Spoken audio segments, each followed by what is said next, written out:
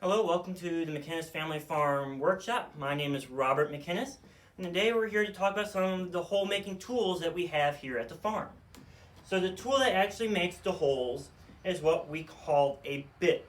They come in a large variety of sizes. This is one of our bigger ones. We also have some smaller ones, just depending on what type of job we actually need to do on the farm. So you can't actually use these with your hands. You need something to help you to turn them. The simplest and cheapest way to do that is using a wooden handle like this one. A lot of times they're just pressure fitted into the handle. This one actually has a screw and a nut on top that keeps it there. So these are very easy to make. All you need is a draw knife and a shaving horse like we talked about a few weeks ago to make the handles. However, a handle like this isn't the easiest way to use the bit. An easier way, if you can go into town and afford one, would be to buy a brace like this one.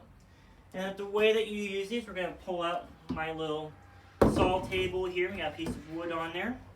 All we got to do is kneel on top of it, line it up to where we want our hole, press down, and we just got to turn it. And it makes a nice, quick, and easy hole. Another type of hole making tool that we have is what we call a tap auger, and that's this guy right here. It has a regular auger bit at the end, but then it comes up into a taper cone with a razor edge to it. This is what is used to make reaming holes. This one in particular is used to make the bung hole on a barrel to empty out the contents. Because when you buy a barrel, they don't come with a hole. You have to make that yourself. So most of our tools now are being used to tap the trees in early spring to make our maple sugar. But when we're building the farm, we'd actually use them more for making joints, especially the mortise and tenon joint.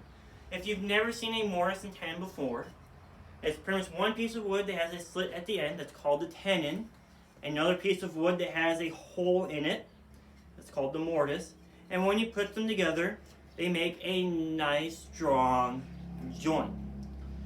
So we can use it to make a lot of things, like this stool here. It's pretty much made up entirely of mortise and tenon joints. Or we can use it to make a chair or a table. We can use it to make a lot of different things. So usually we make them by taking a chisel and a mallet, drawing out where you want your mortise hole to be, and then you would just go and you would just chisel it out. However, if you're making a lot of things at once, this is a lot of time and effort to make a mortise this way. So a cheat that we can do is take a bit, and all we gotta do is just drill along our mortise hole, and it makes it a little bit quicker to make. So then after we get most of it drilled out, we just come back with our chisel, and we will clean it up. Nice and quick way to make mortise and tenon joints. So we can do the same thing with framing a building, so making a skeleton of the building like the one that we're in now. However, you need bigger bits.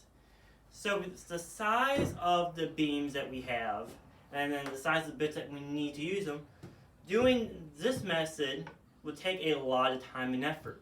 So in the early 1800s, they came out with a cool machine that we had outside. And that is these two right here. And these are called boring machines, a framing drill. They have a lot of different names. And we actually have two styles. This one is a straight framing drill. And it'll make the straight mortise and tenons on the main supports of the building. This one will do angled mortise and tenons. And all you gotta do is unscrew it from here and it will pivot. And this would be used for supporting the corners of the building.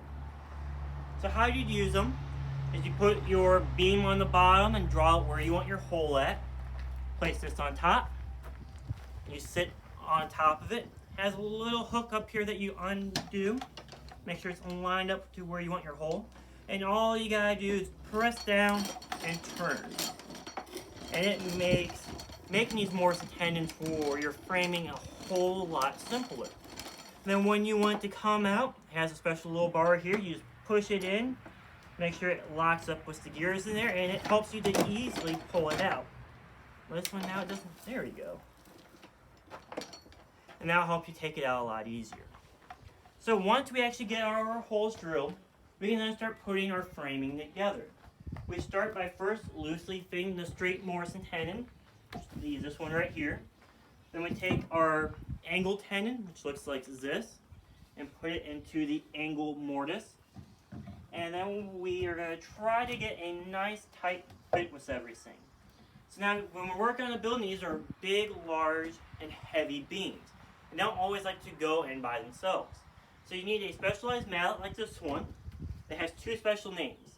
It's either called a commander or a persuader, and it's used to command the pieces into place. So after we bang on it and make sure that everything is where we need it to be, make sure it's a nice, straight, strong fit, we take a smaller bit and brace, we drill through our straight Morrison tenon, taking one of the pegs that we made using the draw knife and shaving horse a few weeks ago. We put that in there, take commander, and drive it into place, and then that is the framing of the building. And that's how we do it from all the frames, joints.